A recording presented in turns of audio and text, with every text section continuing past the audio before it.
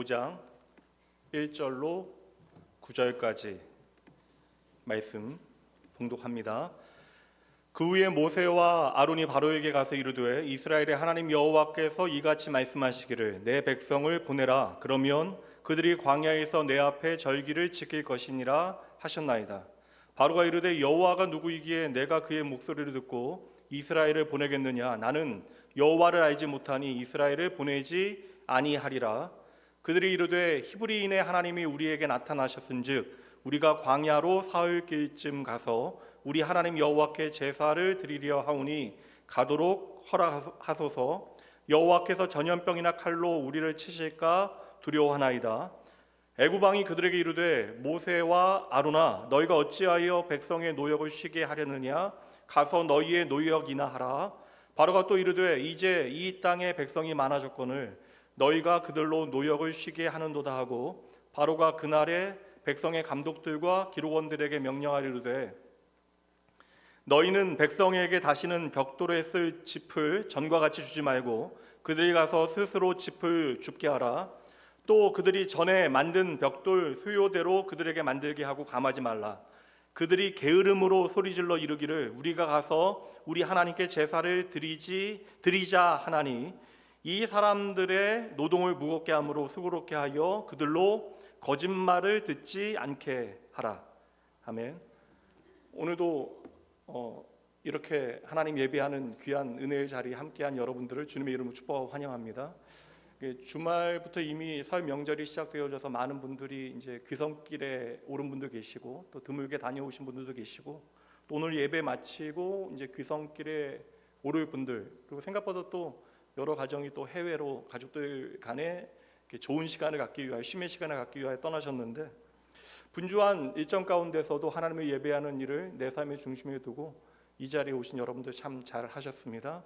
특별히 이번 명절 기간 가운데 여러분들 마음에 소원하는 바 하나님의 선하신 뜻이 여러분의 삶과 여러분의 가정에 풍성하기를 다시 한번 주님의 이름으로 축복합니다.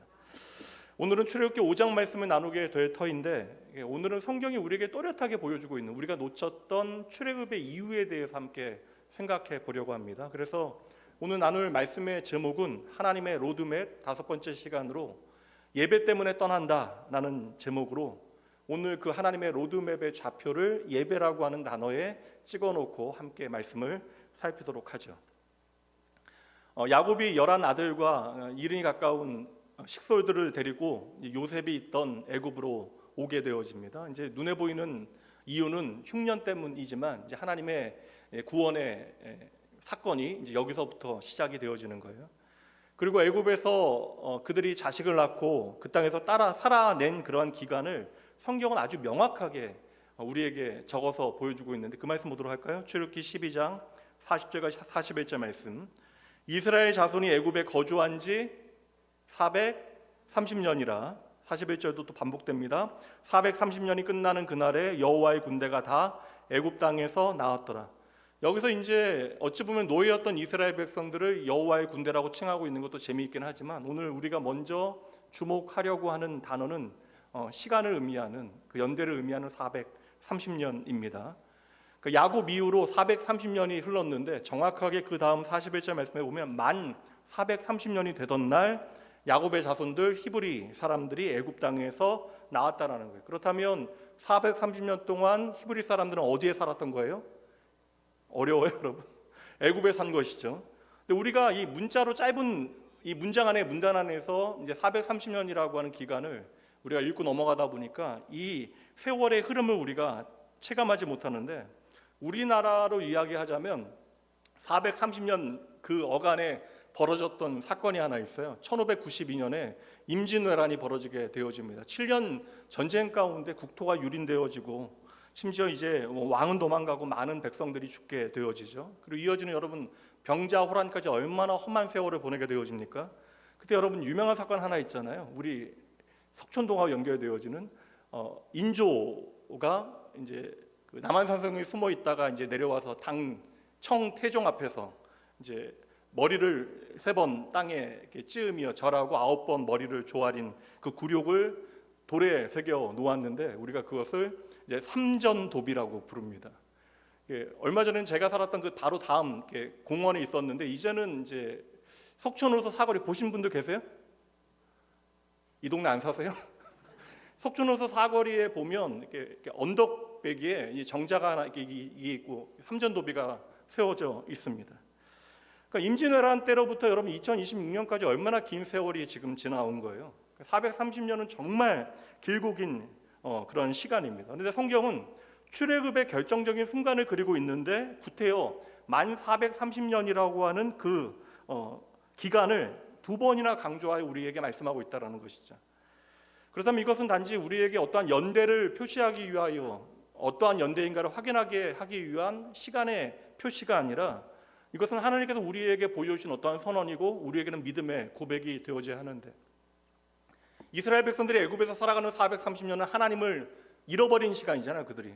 그런데 하나님이 우리의 삶 가운데 일하지 아니하셨다라고 생각하게 되어지는 430년 동안 이제 우리가 보기에는 하나님이 우리를 잊으신 것 같이 여겨질지라도 하나님은 그 모든 시간을 정확하게 세고 계셨다. 이것을 만 430년이라고 하는 시간의 흐름 가운데 우리에게 가장 먼저 말씀해 주고 있는 것이죠.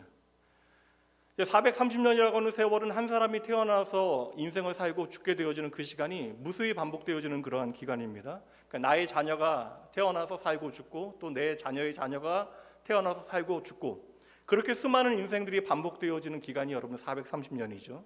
그리고 430년이라고 하는 세월이 지금으로 이야기하면 30년이라고 하는 어떠한 세대로 계산을 해도 15세대인데 당시로 이야기하면 여러분 거의 20세대, 30세대의 시간이 흘러간 것입니다. 그렇게 여러분 한 수많은 세월을 그렇게 세대와 세대를 거쳐가며 살게 되어지면 그 땅은 어떠한 땅이 되어져요? 이제는 나의 고향이 되죠. 그래서 여러분 엄밀히 따지자면 430년 동안 뿌리를 내리고 애굽에 살았던 히브리 사람들에게 그 애굽 땅, 특별히 고센 땅이라고 하는 그곳은 이미 우리의 고향이 되어진 거예요. 그래서 저는 어떤 면을 생각해 보면 히브리 사람들은 애굽에서 430년을 살면서 100% 애굽이 고향이 된 사람들이 아닐까라는 생각을 해봤습니다. 그때 우리가 꼭 430년을 계산하지 않아도 우리가 보통 일제강점기를 보통 35년이라고 이야기하는데 35년 동안 얼마나 많은 것이 바뀌게 되어져요. 언어가 바뀌게 되어져. 그래서 제가 이제 오래전에 이제 하나님 곁으로 돌아가셨던 제 외할머니는 일제 시기를 그대로 이제 거쳐 오셨기 때문에 일본어를 꽤 잘하셨거든요. 그래서 이게 언어가 바뀌게 되어지고 삶의 습관과 가치가 변하게 되어지고 문화가 바뀌게 되어지죠. 그래서 지금 여러분 얼마나 긴 세월, 100년 가까운 세월이 흘러갔음에도 불구하고 지금도 그 잔재를 우리가 좀 벗어내자라고 이야기하는 그런 흐름들이 있잖아요. 그렇게 여러분 문화라고 하는 것은 그 시대로 끝나는 것이 아니라 삶에 상당히 긴 영향을 미치게 되어집니다. 하물며 여러분 430년입니다. 문화적으로 동질화되어지는 것을 뛰어넘어서 어찌 보면 삶의 정체성과 가치 자체가 완전히 변하는 시간이 아니었을까. 우리가 이렇게 출애굽기를 우리와 같은 인생을 살아가는 사람들의 이야기가 아니라 그냥 구원의 어떤 역사 가운데 직선적으로 보게 되어지면 이스라엘 백성들이 생고생하다가 이제 애굽에서 나가야겠다라고 마음먹게 되어지고 하나님께서는 모세라고 하는 걸출한 지도자를 통하여 그들을 건져내신 사건으로 우리가 해석하면 되게 편하긴 한데 성경을 보면 그렇지 않은 것과 같은 현장들이 너무나 많이 보입니다. 애굽의 바로가 히브리 사람들이 너무나 인구가 급증하게 되어지는 걸 보자 이제 제국의 잠재적인 위협으로 받아들이게 되어지죠. 그래서 두 가지를 하게 되어집니다. 먼저는 비인간적인 그 산하 제한을 하게 되어지죠. 남자아이들을 다 죽이는 일을 하게 되어집니다. 그리고 국책 사업에 그 노동력을 그대로 동원하여 노역을 가중하는 일을 하게 되어졌는데 재미있는 것은 여러분 히브리 사람들은요 애굽 땅에 살아가면서 단 한 번도 이 일에 대해서 크게 억울해하지 않았다라는 거예요. 애굽을 적으로 이제 규정하여 쉽게 얘기하면 탈출을 계획하거나 전쟁을 준비한 어떠한 해방의 운동을 펼쳤던 흔적이 전혀 없다라는 것이에요. 도리어 우리가 성경에서 확인하게 되어진 물론 역사도 우리가 살펴볼 필요가 있지만 성경에서 우리가 확인하게 되어진 당시 어떤 문화적인 흐름들을 보게 되어지면 도리어 그들을 구원하기 위하여 찾아온 모세와 그들의 지도자였던 아론을 심지어 원망하는 모습들을 반복해서 보이더라. 근데 우리가 원망이라고 하는 단어를 통하여 당시의 분위기를 읽어내지만 이 원망이라고 하는 단어는 가벼운 수준이 아니에요. 노골적으로 증오를 표현하고 있는 것입니다. 그래서 브레버드 차이즈라고 하는 20세기 가장 뛰어난 그 구약학자거든요. 이게 사실 정확하게 저희 라인은 아닌데 이제 정경을 인정하는 기준 안에서 문화적인 또 이렇게 문학적인 해석을 잘했던 학자입니다. 근데 그분이 출애굽기를 해석한 장면 가운데 이 장면을 뭐라고 설명하냐면 히브리인들이 모세와 아론을 이제 우리식 표현으로는 극혐했다, 극도로 혐오했다라고 이제 기록하고 있는 거예요. 우리가 잠시 고생을 하고 있는데 당시에 가장 발달한, 사실 메소포타미아 문명보다도 이집트 문명은 더 대단한 문명을 가지고 있는데 여기서 우리가 조금 힘들어도 그래도 잘 먹고 잘 사는데, 그러니까 아주 뭐 잘 사는 그 대감님 집에서 그래도 우리가 종으로 살지만 아무 문제 없이 우리 인생을 잘 살아가고 있는데 갑자기 모세라고 하는 인물이 등장해서 아론과 함께 살아있는 신인 파라오의 심기를 불편하게 만들어서 자신들의 노역을 가중시켰으니 그들이 원망하는 일을 뛰어넘어서 이제 극도로 증오하게 되어진 것이죠.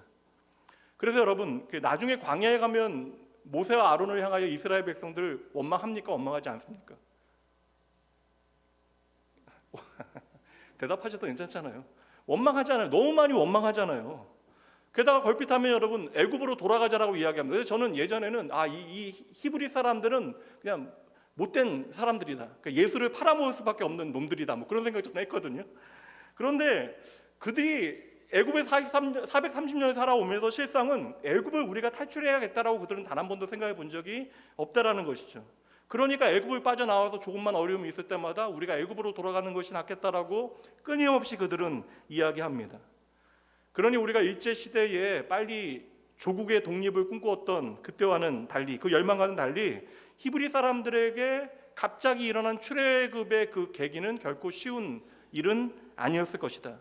오랫동안 꿈꾸었던 민족 해방의 꿈을 그들이 출애굽을 통해 이루어낸 것이 아니라 그들은요 430년 동안 내가 살아왔던 삶의 터전을 지금 내려놓고 지금 아무것도 보장되어지지 않는 광야로 나가야 하는 일이기 때문에 그들에게 출애굽은 너무나 지난하고 어려운 숙제가 되어집니다. 그래서 저는 오늘 저와 여러분의 삶의 자리로 이 출애굽의 의미를 가져오기 위하여, 그러니까 출애굽의 이유가 무엇인가를 확인하기 위해서 그들이 이 출애굽을 위하여 무엇을 포기했는가, 이걸 좀 살펴봐야 될 것 같아요.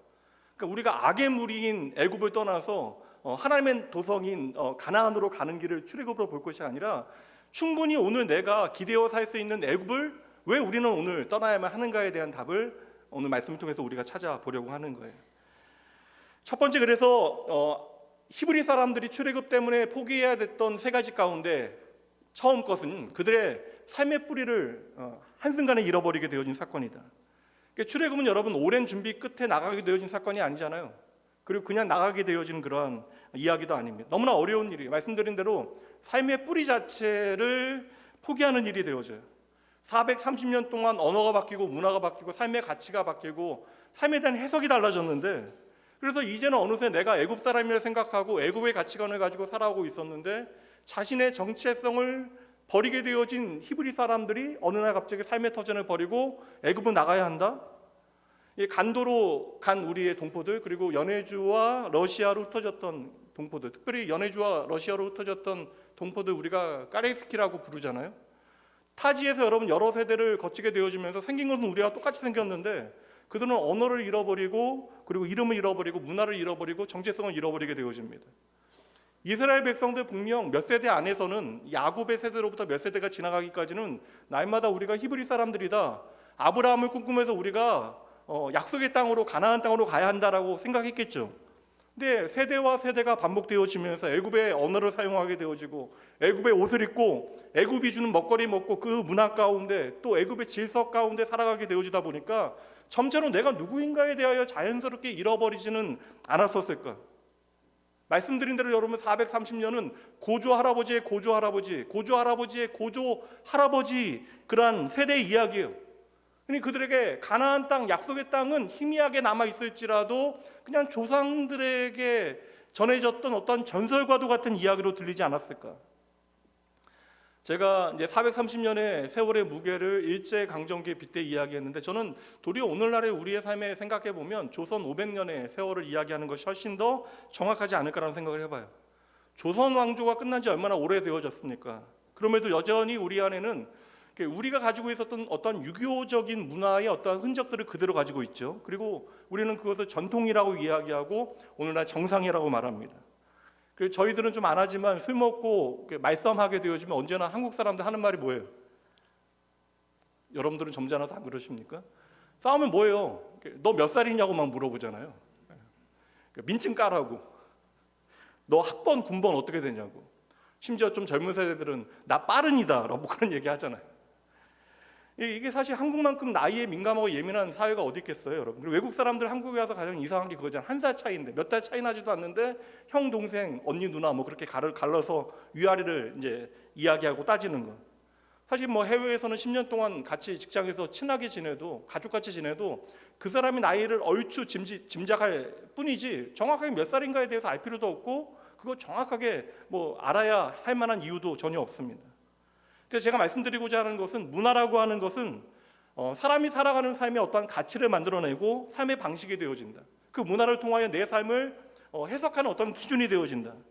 그러니 여러분 애굽 땅에서 430년을 살았다라고 성경이 계속해서 강조하고 있는 것은 이제 그 히브리 사람들이 애굽의 문화와 전통과 종교를 그대로 받아들이고 흡수할 만한 시간이었다라는 것이죠. 그러니 출애굽한 1세대와 2세대는 확연하게 달라요. 그러니까 광야에서 태어난 출애굽 2세대와 애굽에서 전 삶을 살았던 출애굽 1세대는 아예 가치가 다릅니다. 출애굽 1세대는 애굽의 모든 것들이 너무나 당연하잖아요. 그래서 광야로 나아갔을 때에 그들이 조금만 어려우면 계속해서 하는 이야기가 애굽으로 돌아가자. 심지어 여러분 조금만 위기에 닥쳐도 여러분 애굽으로 돌아가지 못하는 자신들의 처지에 대해서 불쌍히 여기면서 심지어 밤새도록 통곡하는 장면을 여러 번 보여줍니다. 한국만 보도록 하죠. 민수기 14장입니다. 온 회중이 소리를 높여 부르짖으며 백성이 밤새도록 통곡하였더라. 이스라엘 자손이 다 모세와 아론을 원망하며 온 회중이 그들에게 이르되 우리가 애굽 땅에서 죽었거나 이 광야에서 죽었으면 좋았을 것을 어찌하여 여호와가 우리를 그 땅으로 인도하여 칼에 쓰러지게 하려 하는가? 우리 처자가 사로잡히리니 애굽으로 돌아가는 것이 낫지 아니하랴. 이에 서로 말하되 그들이 결론을 내린 거예요. 우리가 한 지휘관을 세우고 애굽으로 다시 돌아가자. 여러분 이게 큰일이란 게 아니에요. 가나안 정탐 보고를 듣고 난 다음에 그냥 그 이야기만 듣고 난리가 난 겁니다. 애굽으로 돌아가고 싶어서 밤새 통곡했다. 저는 이 장면이 이게 해외에 오래 계신 동포들은 좀 공감이 될 것 같은데 저는 이게 꼭 홈식 향수병 같이 저는 보이거든요. 그들에게 애굽은 진짜 고향이었던 거예요. 그런데 애굽으로 돌아갈 수가 없잖아요. 살아있는 신인 바로에게 미움을 받게 되어졌습니다. 그 난리를 피고 떠나오게 되어졌으니까 감히 돌아갈 엄두를 내지도 못했지만 생각해 보니까 생각하면 생각할수록 애굽이 좋았거든요. 그러니 우리가 죽더라도 애굽에 가서 죽자. 그러니까 모세 이놈은 안 된다. 다른 리더를 세워서 우리가 애굽으로 돌아가자. 이 군중 심리가 참 무서운 것처럼 여겨지지만 이 일에 사람들이 한 마음이 되어져요. 근데 애굽으로 돌아가자라는 이야기는 여러분 다른 게 아니에요. 우리의 삶의 뿌리로 돌아가자. 우리의 고향으로 돌아가자. 그 정도로 여러분 430년이라고 하는 세월은 히브리 사람들에게 삶의 전부, 애굽이 전부가 되어지는 시간. 그러니 히브리 사람들은 지금 출애굽했는데 삶의 모든 뿌리와 토대를 버리고 한 것이 바로 출애굽이다. 이건 참 어려운 선택이었다. 두 번째, 그들은 삶의 안전과 안정을 잃어버리게 되어져요. 그 보장을 잃어버리게 되어집니다. 사회 안전망은 우리가 그 사회를 좀 편안하고 윤택하게 살아가는 어떤 기초가 되잖아요. 근데 이게 애굽 사회는 여러분들이 생각하는 것처럼 그렇게 악한 사회가 아니었습니다. 엄밀히 따지면 메소포타미아 문명보다도 이집트 문명은요 훨씬 더 사람들이 살만한 환경을 제공해 준 그런 땅이었어요. 나름대로 여러분 문명 차별은 있었지만 인격적인 대우는 있었고 최소한의 어떠한 안정과 안정을 누릴 수 있는 땅.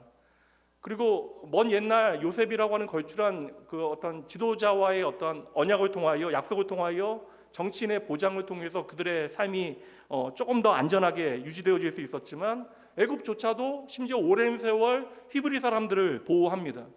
쉽게 얘기해서 그들에겐 집이 있고 마을이 있었다라는 거예요. 집과 마을이라고 하는 것은 사람들에게는 보금자리가 되어지죠. 그러니까 출애굽한다는 건 뭐예요? 나의 보금자리를 포기하는 일이 되어집니다. 여러분들 일상을 한번 생각해 보세요. 아무리 노예 생활이 힘들다 한들 여러분, 아빠가 새벽에 집을 나가는 것은 출근이고 저녁에 돌아오는 것은 퇴근입니다. 그러니까 이게 요즘 젊은이들이 얼마나 이게 고용이 충분히 보장되어지지 않은 현실 가운데 이 출근과 퇴근이 있는 삶을 얼마나 부러워합니까? 그러니까 아이들과 함께 편안히 내 몸을 누릴 수 있는 공간이 있고 그들과 함께 식사할 수 있고 일상의 어떤 리듬이 흘러가는 공동체가 있었다. 그러니까 그들의 인생에 여러분 우리가 생각하는 것처럼 지독하게 힘든 것만이 아니라 흔히 생각하는 소확행, 소소하지만 확실한 행복이 그들의 삶에도 분명 있었겠죠. 그러니 그들이 애굽을 그리워하는 것입니다. 80년대 여러분 기억하시나요? 아버지 월급날 아버지가 노란 봉투, 이제 기름진 노란 봉투 들고 오면 그건 뭐예요, 여러분? 치킨이잖아요. 통닭이잖아요. 치킨은 너무 고급스러운데요, 통닭. 근데 그거 가져오는 아버지 모습 우리는 기대하잖아요. 아무것도 아닌 것처럼 보이지만 그 아버지 손에 들려있는 그 치킨 하나가 가족 전부에게 얼마나 행복한 순간이 되어집니까? 그러니까 애굽에 살았던 이스라엘 사람들에게도 그러한 일이 있었다고요. 왜냐하면 그들이 고기를 먹었거든요. 제가 아내한테 얘기했는데 전 소고기는 1년에 생일하고 추석에만 먹는 거라고 생각했는데 설날하고 저희 아내는 평소에도 먹었대. 그러니까 아내는 되게 잘 사는 집이었죠, 저보다는. 근데 사실 여러분 우리 세대에도 80년대, 70년대, 60년대 소고기 뭐 마음껏 못 먹고 살았는데 히브리 사람들 여러분 종살이 하면서도 고기 먹었대요. 그래서 애굽에서 먹던 고기를 그들이 그리워합니다. 근데 여러분 이 재미있는 고고학적인 발견이 하나 있었는데 사진 보여드릴게요. 2010년도에 발견되어진 이게 피라미드를 만들었던 곳에서 1km 떨어진 곳에 그 피라미드를 만든 그 노동자들, 그 노예들의 쉽게 하면 그 집단 거주지가 발굴이 되어집니다. 근데 사람들이 생각하기는 어떤 생각이냐면 10만 명의 노예를 동원해서 채찍질 아래 아주 잔혹하게 이 피라미드를 지었다고 생각했는데 발굴 결과를 보니까 좀 다르더라. 거주 공간이 생각보다는 상당히 좀 좁지는 않았고 게다가 여러분 노예인데도 봉급을 받은 흔적이 남아 있어요. 그 교대로 노동을 했다라는 증거도 이제 벽에 새겨져 있습니다. 게다가 이 집단 거주지에 무엇보다도 여러분 동물과 생선의 뼈다귀가 많이 발견이 되어져요. 다시 말하면 여러분 충분한 단백질을 공급받았다. 힘을 쓰게 하기 위해서라도 나름 그들을 잘 먹였다라는 거예요. 근데 이게 성경에 다 기록이 되어져 있잖아요. 저는 예전에 이거 알기 전에는 예전에 처음 볼 때는 히브리 사람들이 거짓말하는 줄 알았어요. 정말 고생해서 악한 애굽에서 나왔다라고 제가 생각을 했으니까.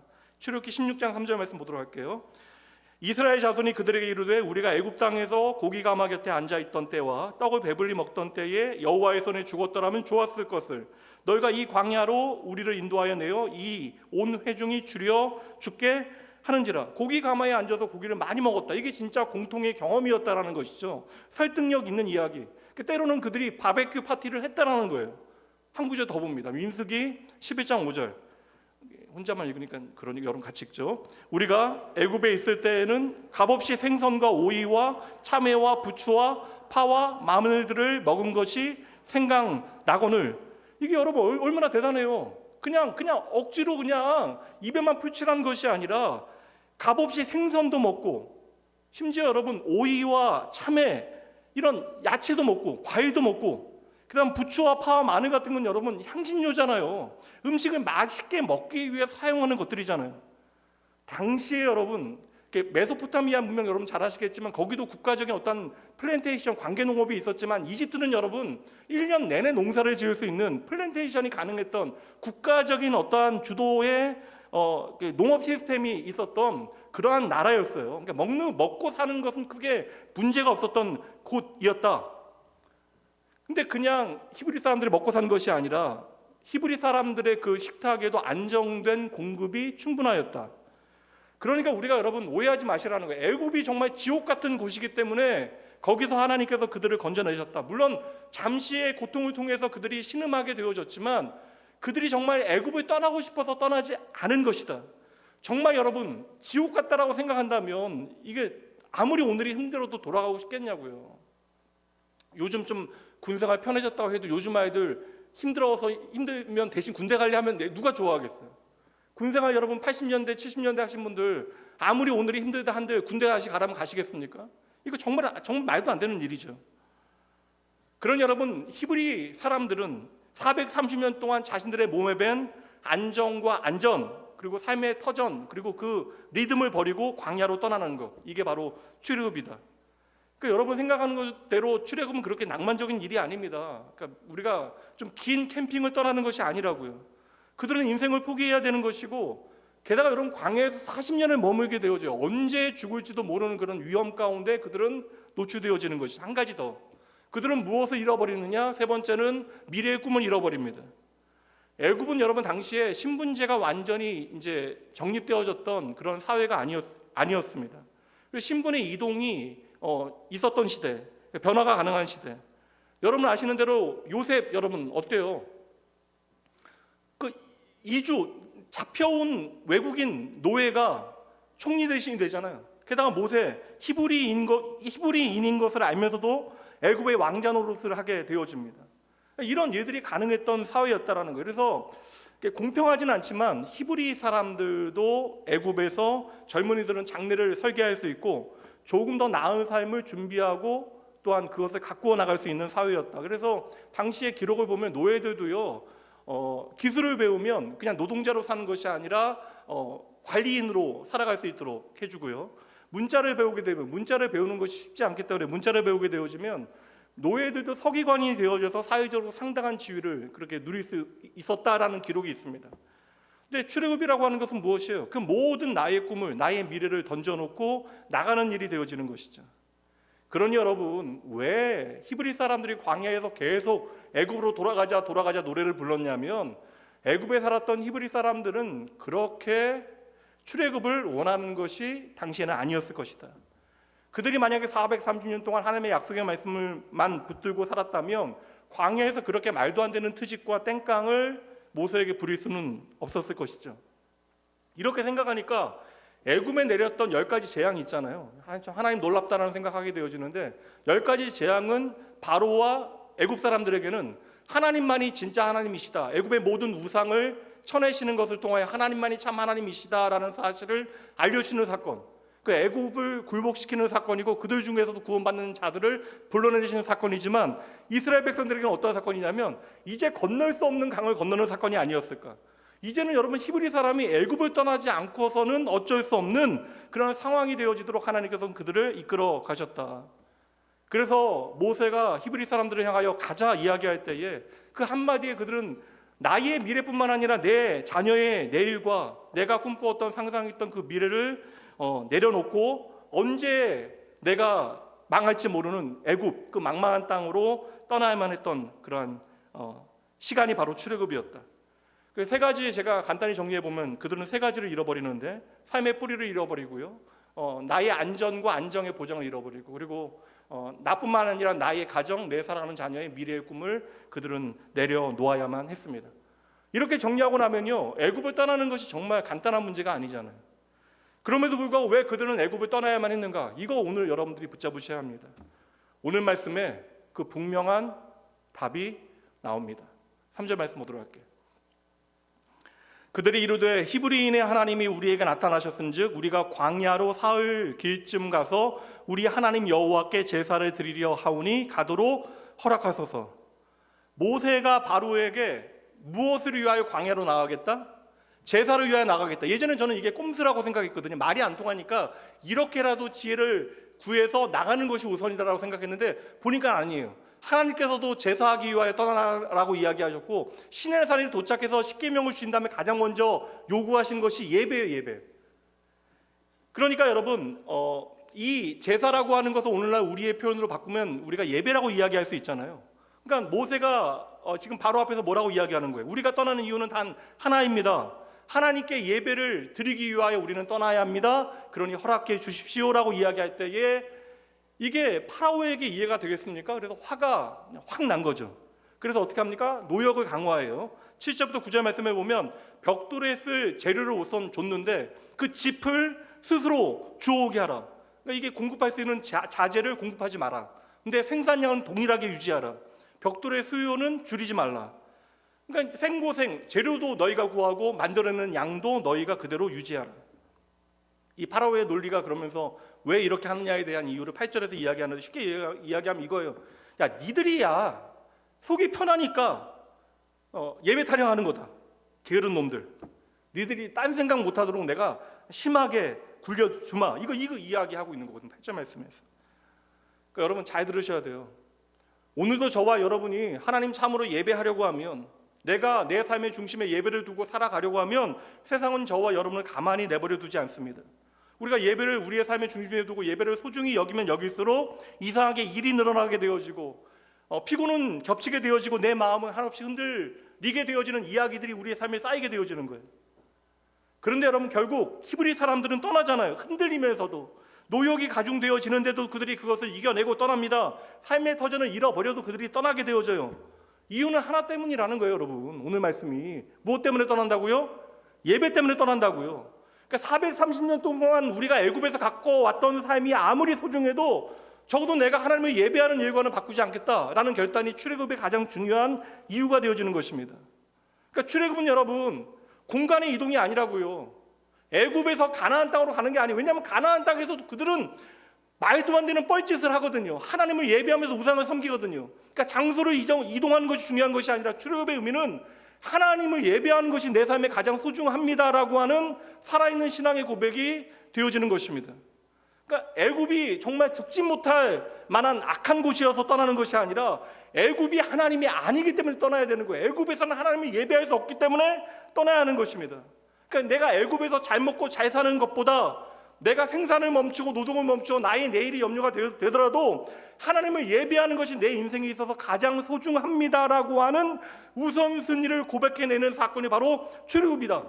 그래서 여러분 실상 출애굽할 때 떠나지 않는 사람들이 있어요. 이방 민족인데 그들이 함께 떠나게 되어지고 히브리 민족인데 그 중도에 탈락하거나 떠나지 않는 사람들이 있습니다.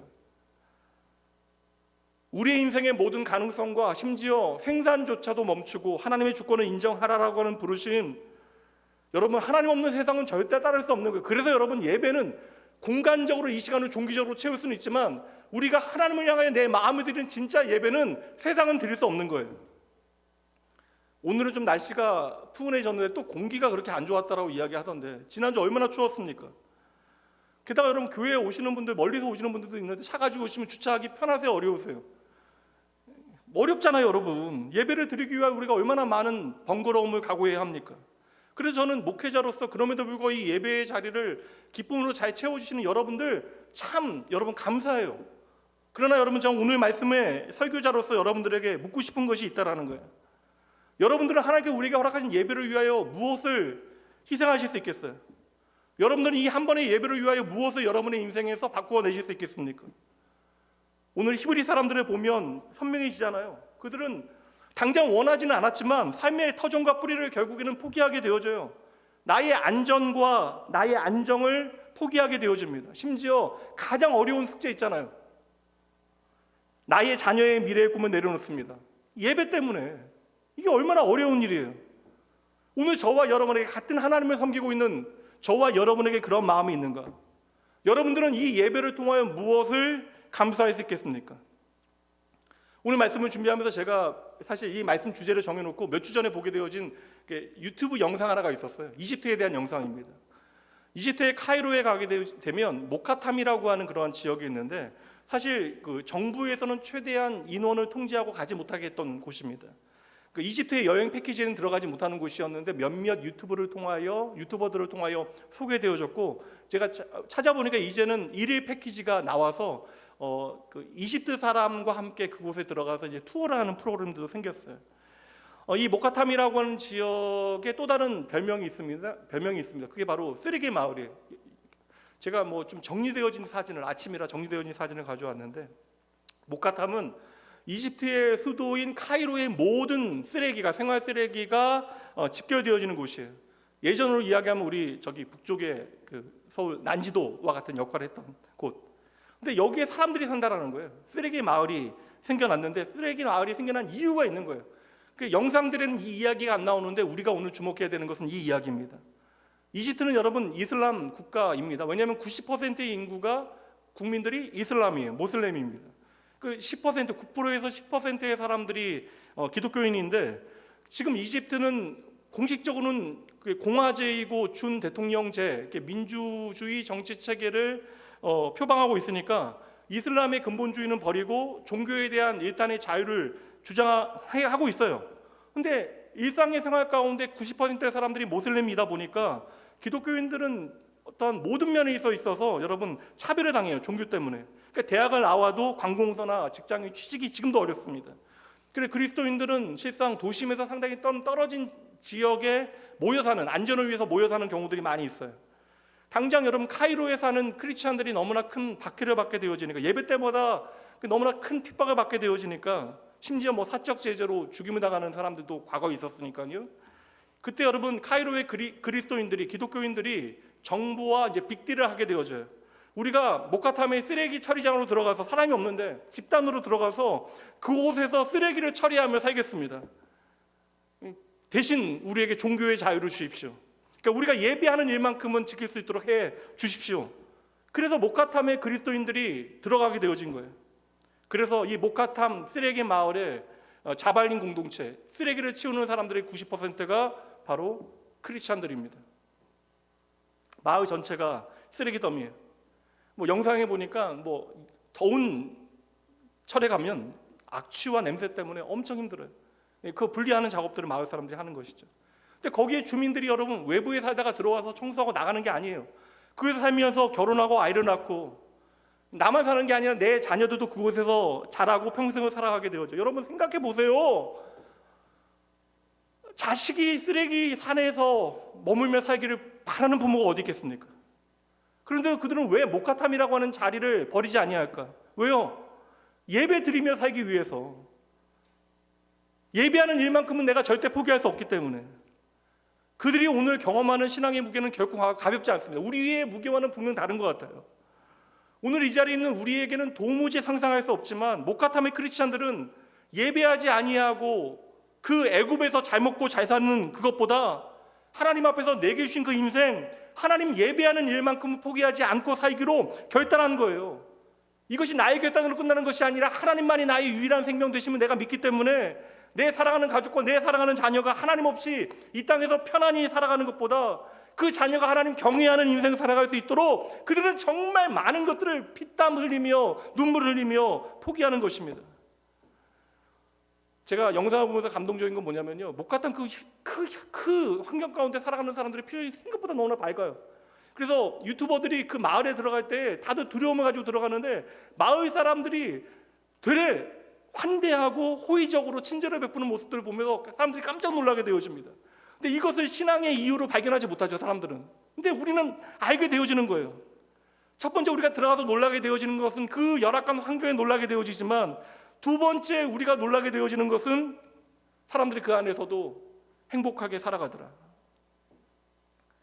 그렇게 쓰레기가 가득한 모카탐 언덕을 오르게 되어지면 그 언덕 꼭대기에 거대한 돌산을 깎아서 만들어 놓은 동굴교회가 있습니다.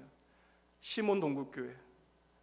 매 주일이 되어지면 수많은 마을 사람들이요, 여러분, 지금도 수만 명의 사람들이 오르막길을 올라서 이 동굴교회에 모여서 함께 예배합니다. 모카탐의 크리스천들은 예배를 위하여 나와 내 자녀의 미래를 쓰레기 산 위에 두었습니다. 오늘도 이 예배를 위하여 나의 미래를 바꾼 사람들, 간단히 이야기해 볼까요?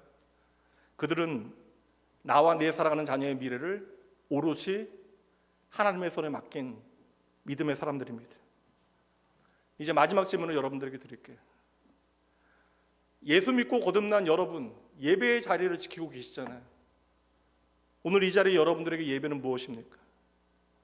예수의 이름이 나의 생명이 되어지고 하나님만이 내 인생의 유일한 주인이시라고 우리가 고백하면서, 막상 내가 예수로 구원받고 하나님의 자녀 되어짐을 확인하는 이 예배의 자리, 그 은혜의 부르심을 우리는 너무나 쉽게 포기하게 되어집니다.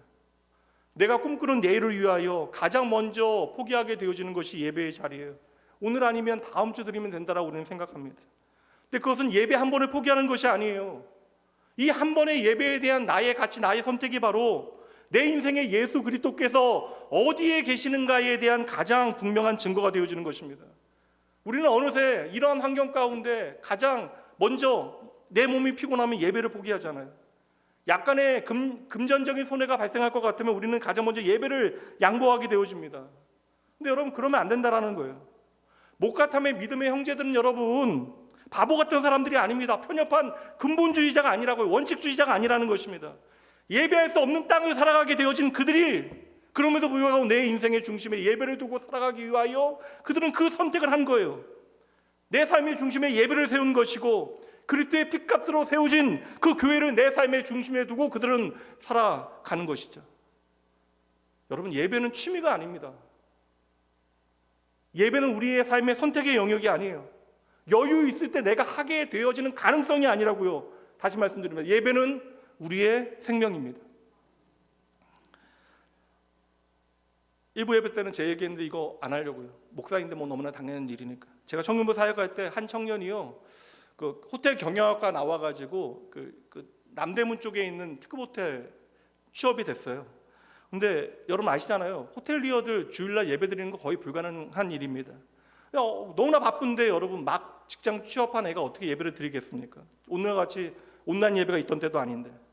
그래서 그 친구 주말마다 이제 근무를 하게 되어지면 그 새벽 시간에 그 바로 앞에 있는 2층 교회에서 새벽 예배 드리고 근무하고 부탁해서, 그리고 남들 피하고 싶은 다 당직날이나 근무날 자기가 다 쓰면서 남들이 정말 하기 싫어하는 그런 시간들 대신 근무하고 주일날 단 1시간이라도 그 남대문 시장 안에 있는 그 시장 상인들 모이는 예배 시간에 가서 예배 드리고, 이렇게 근무하다 보니까 호텔리어인데도 주일 예배 그 친구 2년 만에 드리게 되어졌어요. 다른 날 너무나 성실하게 좋은 크리스찬으로 살아가니까. 여러분 다시 묻습니다. 여러분들은 이 예배 한 번을 위하여 무엇을 바꾸시겠습니까? 여러분들에게 이 예배는 얼마예요? 이 예배의 값은 여러분의 인생에 얼마입니까? 히브리 사람들은 애굽이 지독하기 싫어서 떠난 것이 아니라고요. 이 애굽에서는 하나님을 예배하며 살아갈 수 없기 때문에 애굽을 떠나야만 했던 것입니다. 이게 진짜 출애굽의 이유. 저와 여러분 인생의 어떠한 모양으로 인생을 살아가건 간에 저와 여러분은 예배하기 위하여 이 자리에 모여 있는 것입니다. 시간도 들고 비용도 들고 몸의 피곤함도 불편함도 많은 것들이 어렵지만 그럼에도 우리는 이 예배의 자리를 선택해요. 이 모든 것들이 한 번의 예배를 위하여 충분히 바꿀만 하기 때문에, 바꿔야 하기 때문에. 그러니 우리는 주일이 되어지면 이 예배의 자리를 종교 예식을 위하여 찾는 사람들이 아니라 내 인생에 어떤 일이 있어도 하나님의 백성으로 예배를 포기하지 아니하기 위하여 이 자리를 지켜야 하는 하나님의 자녀들입니다. 오늘 바로 앞에 서서 예배를 위하여 우리는 애굽을 떠나야겠습니다라고 하는 그런 모세를 통하여 하나님께서는 오늘 이 시간 이 자리는 여러분들에게 묻고 계시는 거예요. 너는 한 번의 예배를 위하여 무엇을 바꿀 수 있겠니? 이 믿음의 공동체는 예배를 위하여 어디까지 함께 갈 수 있겠니? 그러니 이 출애굽은 장소를 이동하는 사건이 아니라 우리의 인생에 예배의 자리를 바로 세우는 사건. 이제 여러분 차례입니다. 머리로 이해하는 것이 아니라 여러분들이 고백하고 결단해야 되는 시간. 내 마음을 잠시 움직여내는 것으로 스쳐 지나가는 시간이 아니라 여러분들이 하나님의 말씀 앞에 반응하여 내 삶에 분명한 결단을 내려야 하는 시간입니다. 때로는 우리가 예배를 위하여 반드시 떠나야 되는 자리가 있다는 거예요. 우리가 예배를 위하여 함께 걸어가야 하는 자리가 있다는 거예요. 그 무엇과도 예배와 바꿀 수 없다는 고백이 우리의 삶에 분명히 있어야 하는 것입니다. 여러분, 하나님은 세상에 잘난 사람, 완벽한 사람 찾지 않으십니다. 단 하나님은 예배를 포기하지 않는 사람을 오늘도 찾으십니다. 그렇게 예배가 여러분의 삶의 기준이 되어지고 여러분의 선택의 중심이 되어지고 우리 낙원교회 믿음의 공동체의 방향이 되어지고, 그리하여 우리를 예배자로 살게 하시는 하나님 코람데오, 그 하나님의 놀라운 은혜 앞에서 평생을 하나님 보시기에 참 좋은 예배자로 매 순간 매 순간을 잘 살아내시는 낙원의 모든 가족도 되어지길 주님의 이름으로 축복합니다. 기도합니다.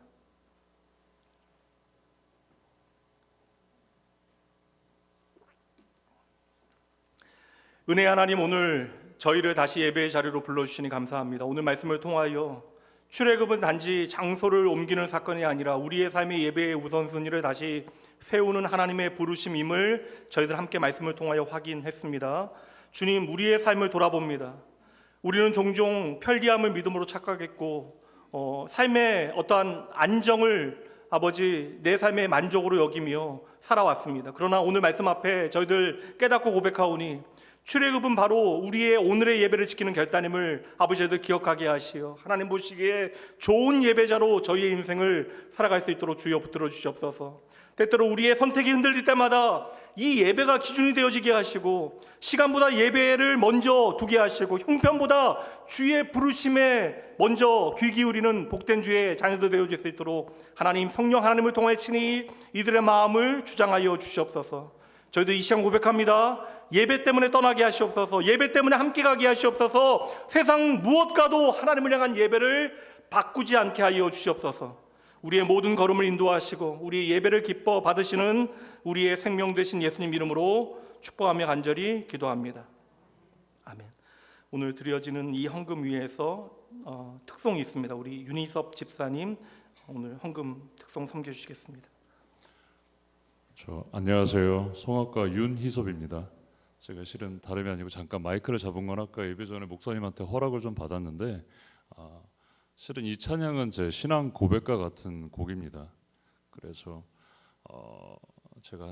원래 제가 예전에 처음에 이제 성악을 공부할 때 베를린에 공부를 하러 가게 됐거든요. 근데 거기서 3개월째 만에 제 잘못이 아니고 학교는 입학한 상태고 학교는 들어갔는데 제 잘못이 아니고 상황적인 것 때문에 제가 3개월 만에 한국에서 송금이 딱 끊기는 상황이 생겼어요. 그러다 보니까 저한테는 너무 절망적인 거잖아요. 정말 좋은 학교를 들어가게 됐고 이제 성악의 꿈을 펼쳐나가야 되는 시작이었는데 그래서 그 당시 때 보니까 통장에 딱 돈이 5천 원이 있는 거예요. 5천 원이 있는데 그걸 갖고 어떻게 하죠? 한국을 들어가야 되나 어떻게 해야 되나 고민을 하고 있던 차에 그거를 갖고 독일에 있는 마트를 갔는데 독일은 감자가 유명하잖아요. 감자가 한 3,500원에 한 5kg짜리를 파는 거예요. 그래서 그거를 사들고 집에 터벅터벅 걸어왔어요. 어떻게 할 수가 없나 보다 이런 상황에서 왔는데 그때 하나님께서 다행히 제가 그 당시 때 나가던 교회가 새벽 예배가 있던 교회였어요. 그러다 보니까 하나님이 처음으로 인생에 저를 거기서 무릎을 꿇게 하시더라고요. 그래서 3개월째 만에 돌아올 사람이 하나님의 은혜로 20년간 독일에서 솔리스트 생활하다가 이렇게 오게 됐습니다. 그래서 오늘 목사님 말씀에서도 말씀하신 것처럼 이렇게 예배 나오신 낙원교회 성도님들께서 하나님의 크신 축복에 함께하길 간절히 소망하고 마지막으로 한 가지는 건강적인 거, 경제, 자녀, 신앙, 내가 알지 못하는 어떤 아픔들을 지금 하나씩 갖고 계신 분들이 계실 거라 생각합니다. 그래서 이 찬양을 들으실 때 사람의 목소리를 듣지 마시고 가사 내용을 들으시면서 함께 은혜 받기를 간절히 소망합니다.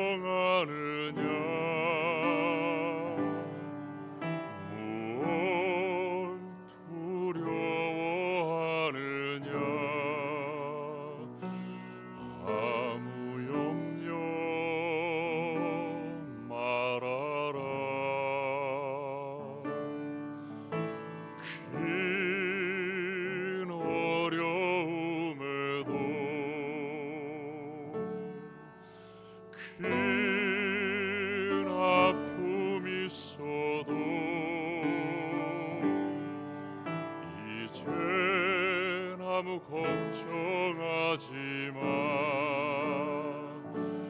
내가 널 붙들어 주리.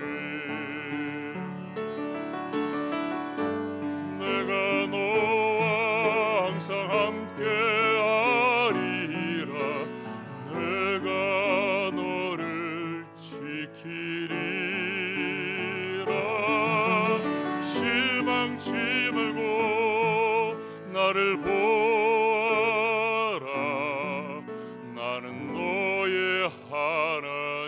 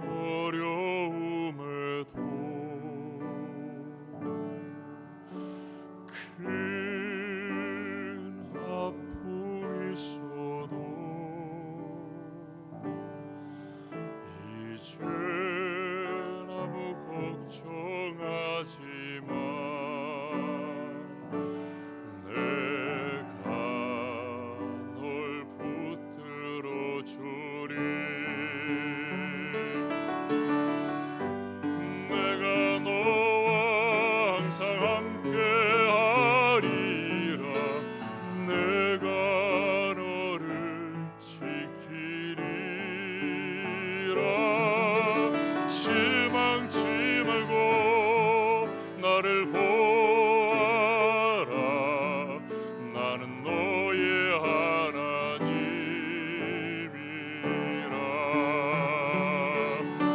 실망치 말고 나를 보아라.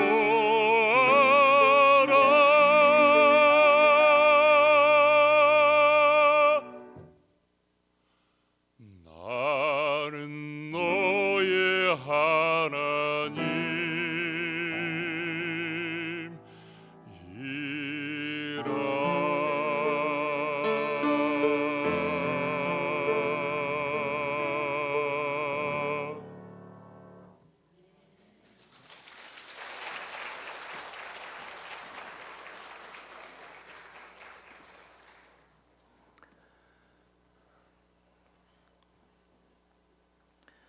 하나님 아버지, 오늘도 저희의 삶을 붙드시고 그 모든 필요를 채우시는 주님께 감사드립니다.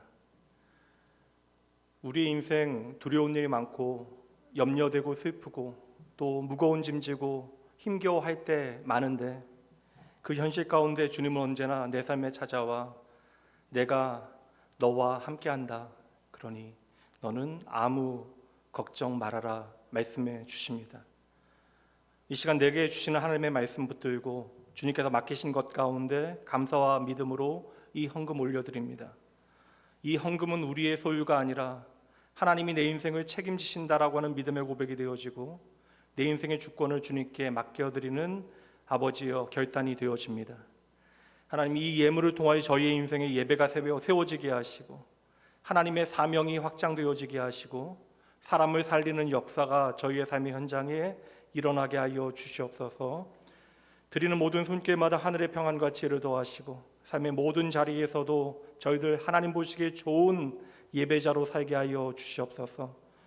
하나님, 오늘도 이 예배 가운데 우리에게 은혜 베푸신 하나님 저희들 잊지 아니하고 믿음의 걸음 한 걸음 한 걸음 내딛게 하시고 믿음의 가정마다 하나님의 생명의 역사가 날로 풍성하여질 수 있도록, 또한 먼 길 오가는 모든 낙원의 아버지와 가족들 기억하시고 안전하고 아버지 평안한 아버지 샬롬의 아버지 명제되어질 수 있도록 하나님 친히 인도하여 주시옵소서. 오늘도 저희 모두를 예배의 축복으로 인도하시는 우리 주 예수님 이름으로 축복하며 간절히 기도합니다. 이제는 우리를 예배자로 부르시고 오늘도 예배의 길로 인도하시는 우리 주 예수 그리스도의 은혜와 예배 받으시기에 합당하신 하나님 아버지의 크신 사랑하심과 떠나는 길에서도 또 함께 가는 그 모든 길에서도 우리의 예배를 붙들어 주시는 성령 하나님의 동행하심이 오늘 예배의 결단을 품고 이 자리를 떠나며 내가 평생 하나님 보시기에 좋은 예배자로 내 인생 살아가기로 결단하는 모든 낙원의 가족들, 그 가정과 자녀와 일터 위에 지금으로부터 영원까지 함께 있을지어다. 아멘.